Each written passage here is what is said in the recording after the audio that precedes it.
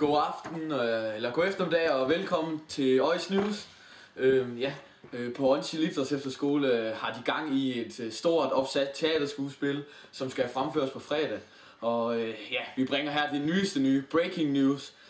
Skuespiller Mette Nielsen, som spiller den kvindelige hovedrolle, hun er blevet skadet. Og der skulle efter vores oplysninger være ryggen, den er helt gal med. Men der er stadig mange uvækstfaktorer. Altså, jeg regner med, at jeg godt kan være med. Men ja, jeg har ondt i ryggen.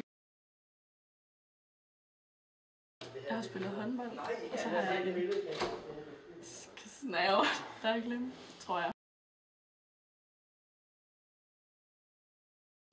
Ej, det skal have varme, og så skal det masseres væk. Ja, det bliver godt. Inden samtalen bliver for lummer. Ja. Det er godt nok lige over grænsen. Farvel. Niklas fucking G fangede vi og spurgte hans forventninger til skuespillet. Goddag G. Goddag Frost. Du har fået en stor rolle i skuespillet som broren til hovedrollen. Hvordan synes du, var du glad, da du fik det at vide? Ja, men jeg bliver da meget glad.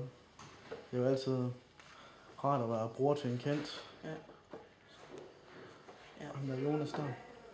Ja, men tror I får et godt samarbejde, når I skal til at lave skuespillet? Det håber jeg da, så det ikke bare ligesom man ikke snakker sammen om det. Ja. Men vi har hørt, at en af dine kollegaer er blevet syge. Det er Mette. Hun har et dårligt ryg, siger de. Ja, tror du, hun kommer til at... Sagtens. Nå, okay. Det er bare mentalt, hun er. Ja. Og så...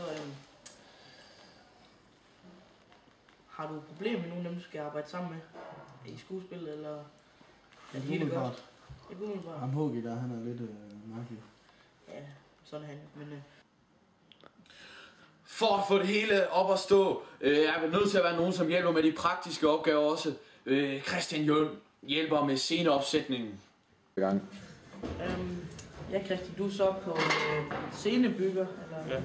Har du mødt nogle forhindringer i arbejdet? Nej, jeg har ikke nogen forhindringer. Noget dårligt håndværk, eller noget dårligt træ at få sendt hen, så de skal have byttet? Nej. Tror du, det kommer til at ske, eller kører det bare på skinner hele vejen? Det håber jeg ikke. Jeg tror, det kommer til at køre. Ja, jeg kan se, at jeg er i gang med at stille scenen op. Er det, det er ikke også det. Så er der nogen, der har gjort det for jer. Ja. Men, er det lidt ja, jeg er ikke på det hold, der laver scenen. Jeg er på det hold, der laver sådan rekvisitter. Når så laver rekvisitter, det skulle lige have opdateret. Men rekvisitter, hvad laver man så? Er det sådan, skal du male? Ja, det er mit håndværk. Okay, det er ikke mig, hvad for nogle scener skal du male til? Bare male sammen, eller? Det er ikke mig, der skal male. Jeg skal bygge et toilet. Bygge et toilet? Nå, skal du, altså dig, skal prøve toilettet? Nej, det er ikke lige mig. Okay, Hvem skal du bygge toilettet sammen med? Simon og Nikolaj Nielsen. Tror du, det bliver et godt samarbejde, I får? Ja. Også selvom det er en fra Jørgen, du skal arbejde sammen med. Ja, det er jo det. Det var sådan godt. Ja. Tak for interviewet. Derudover har vi fundet frem til nogle personer i dag, som har været på loftet. Kostymepigerne. Det tøj, jeg har på nu, er det også noget, jeg fandt deroppe? Nej, det er det godt. Nej.